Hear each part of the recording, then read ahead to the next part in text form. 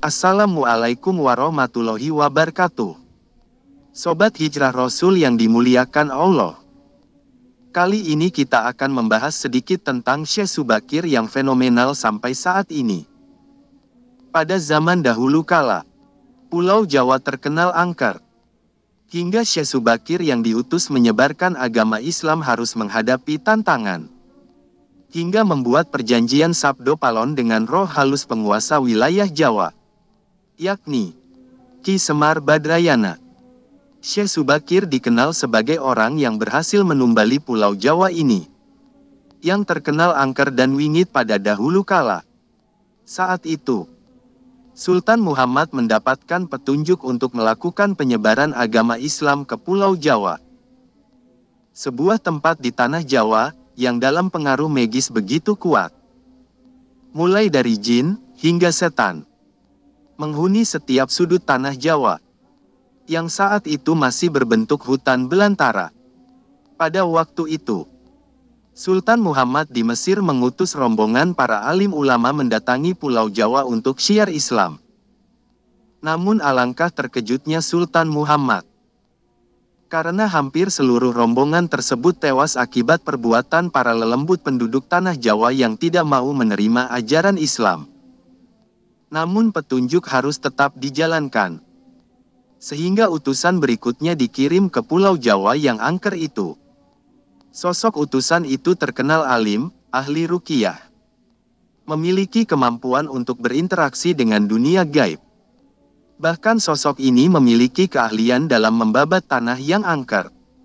Dia adalah Syekh Subakir, yang memiliki nama asli Syekh Tambu Ali bin Syekh Bakir.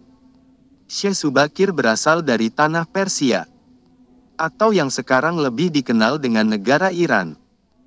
Syekh Subakir yang diutus langsung berlayar ke Pulau Jawa atas perintah Sultan Muhammad. Dalam perjalanannya menuju Pulau Jawa, Syekh Subakir terlebih dahulu mampir ke Praja Keling, yakni sebuah daerah yang diduga terletak di India.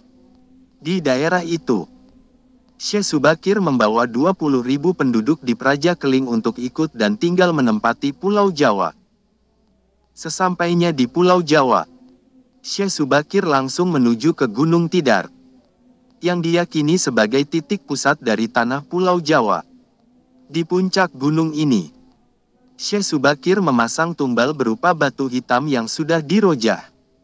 Batu tersebut dikenal dengan nama Aji Kala Cakra, untuk menetralisir daya magis negatif dari bangsa jin. Selama 3 hari 3 malam, batu tersebut mengeluarkan hawa sangat panas, hingga para lelembut terpaksa menyingkir ke laut selatan Pulau Jawa.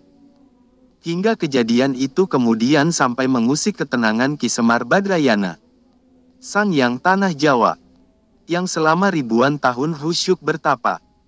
Pertempuran pun akhirnya tak terhindarkan antara Syekh Subakir dengan Ki Semar Badrayana selama 40 hari 40 malam. Namun selama pertempuran itu, keduanya sama-sama kuat dan sulit terkalahkan. Sampai akhirnya, Ki Semar Badrayana menawarkan perundingan kepada Syekh Subakir, yang mana menghasilkan sebuah kesepakatan perjanjian yang terkenal dengan sebutan Sabdo Palon. Setelah Syekh Subakir menyampaikan maksud kedatangan ke tanah Jawa guna menyebarkan ajaran Islam, Ki Semar Badrayana pun memperbolehkannya dengan beberapa syarat. Pertama, penyebaran ajaran Islam tidak boleh dilakukan dengan cara paksaan, apalagi dengan jalan peperangan. Penyebaran Islam di tanah Jawa harus dilakukan dengan cara halus, dan memberikan keleluasaan bagi penduduk Jawa untuk memilih masuk ke dalam agama Islam atau tetap meyakini kepercayaan sebelumnya. Kedua, akulturasi antara Islam dengan budaya Jawa dalam pendirian tempat peribadatan. Meskipun tempat peribadatan tersebut dari luar memiliki gaya asli Jawa, namun di dalamnya ajaran-ajaran Islam disebarluaskan. Ketiga, kerajaan Islam diperbolehkan berdiri di tanah Jawa. Tapi, raja pertama haruslah anak campuran. Maksudnya orang tua sang raja memiliki campuran agama. Jika bapaknya Hindu, ibunya harus Islam. Sebaliknya jika bapaknya Islam, ibunya harus Hindu. Keempat, tidak boleh mengubah orang Jawa menjadi orang yang kearab-araban. Biarkanlah padi tetap ditanam di sawah. Dan kurma tetap ditanam di padang pasir. Orang Jawa harus tetap menjadi Jawa, dengan segala budi pekerti dan kepribadian asli orang Jawa. Jika orang Jawa sampai hilang Jawanya, 500 tahun lagi Ki Semar berjanji akan muncul lagi dengan membuat goro-goro. Menurut ramalan Jayabaya, suatu saat Pulau Jawa akan terbelah menjadi dua. Itu terjadi akibat perjanjian Syekh Subakir dengan Ki Semar Badrayana. Sobat Hijrah Rasul yang dimuliakan Allah. Semoga kisah kali ini menambah kewaspadaan bagi kita semua. Lebih dan kurangnya mohon dimaafkan. Yang benar datangnya dari Allah. Khilaf atau keliru itu datangnya dari saya pribadi sebagai manusia biasa. Assalamualaikum warahmatullahi wabarakatuh.